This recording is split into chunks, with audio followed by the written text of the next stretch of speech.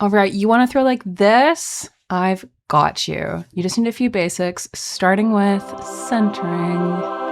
Let's get into it. So centering begins here at the wedging table. I know, counterintuitive. We'll have a whole video where we talk about wedging in detail. For now, what I want you to think about is use your whole body, connect with your hands to your core, and get it even. And ready to go. Get it on that wheel. We're going to scoot it towards the middle and give it some taps. We want to get the clay roughly centered, which just means symmetrical, before we add water. Here we go. So we're adding some water, getting some slip on the surface. That's that goo that comes off on your hands. And what the whole thesis of this video is all about, I'm going to spoil it right away. It is using your whole body. Okay. We're going to break down what does that actually mean? What does that look like? To start, if there's like a lump in your clay, poke it with a needle tool. It's probably just an air bubble. It'll make your life easier. And from here, we're going to start thinking about the actual centering. So centering means creating symmetry. There's two phases we're utilizing. A pushing in on the side, as we're seeing right now. This is sometimes called coning up. I want you to think about more a pressing in. And then the second one is pushing down, which we've just seen here. A press down, okay? That's sometimes called cone down.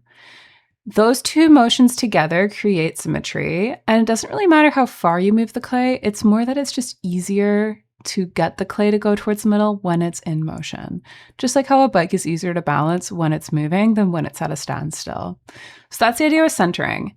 Now, it takes practice, and at first it can feel a little challenging. There are lots of tips and tricks out there. The most important tip is to make sure you feel comfortable in your body. If it feels bad for you, it's not the right technique. There's a whole spectrum of techniques out there, and there's no such thing as the right technique. But there's different options that are going to help suit different project goals and different body types. So pay attention to how it feels. Once we're paying attention to how it feels, we're going to be ready to start thinking about connecting our whole body, okay? Here we see I'm leaning forward to move the clay up. And we see a close-up here. This back hand is what's doing the work. On the push down, I'm leaning my weight over the clay to move the clay down. We see it here. My body is actually pressing a bit forward, and that's moving the clay down. And there we see the clay moved up without my other hand doing anything. So it is really just our angles, and utilizing your angles and the strength from your whole body, you can get from centering feeling a bit precarious and wobbly to feeling very strong and confident at the wheel. And that's my goal for all of my students. Here we see a clip of my backhand doing the work. Do we see how the clay moved up? So this front hand here, it's just accessory. It's keeping it controlled, but the backhand is what's leaning forward, using my whole body to move the clay up. Same on the push down, but we're switching hands. So now this hand that's in front is doing more work, and it is leaning onto the top of the clay.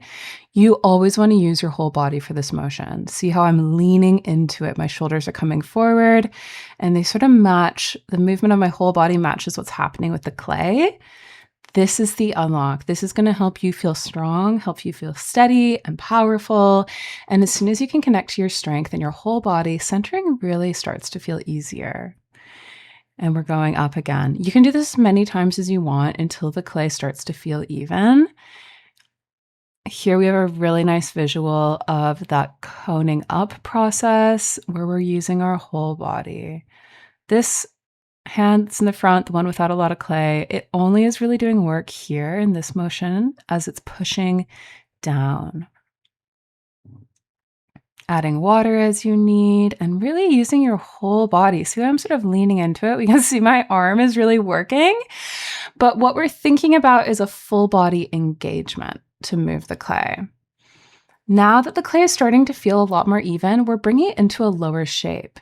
And here I'm using a flat, broad part of my hand to coax it into a lower disc. This is setting us up for the shape we'll be making.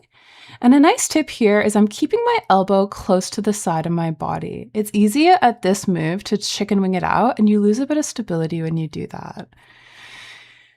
Once again, using that weight and strength of my whole body to move the clay beneath you. Utilizing that full strength, not just my hand, not just my arm, allows it to be quite easy. I'm leaning here, but I'm not really working that hard. I'm starting to carve out a hollow moment. So this is like the beginning of the opening. And opening, I like to include in centering. Opening is just as important. And sometimes you can center perfectly, but your piece is wobbly, and it's because your opening is a bit wonky. So we want to slow down our opening too. Bring this same intentionality that you're using with your centering into your opening to gradually bring the clay towards the shape you need. We'll notice as well there are no harsh corners, okay? So I'm keeping a really smooth, even roundedness as I'm opening up the clay, as we see, easing in and out of each movement. Here we get to see that same opening motion, and my whole body is leaning back as I go, right? So this is another example of using the body instead of just the hands and arms. It's going to make you feel not just stronger, but more steady. And the steadier we are, the more set up we are to make a really even, well-balanced piece. I like to do a little bit of compression here at the base. And this really concludes having our piece being centered and being ready to get made into whatever shape is next. That concludes our video today. We'll talk about what to do once you have centered and opened your piece on the next one. Thank you so much for joining me. I hope that you can find a bit of time to connect to your body, slow down in your practice, find ways that you can feel strong and powerful, not just at the wheel, but throughout your life by connecting through everything you've got going on. So that's it. I'll see you guys next time. Bye.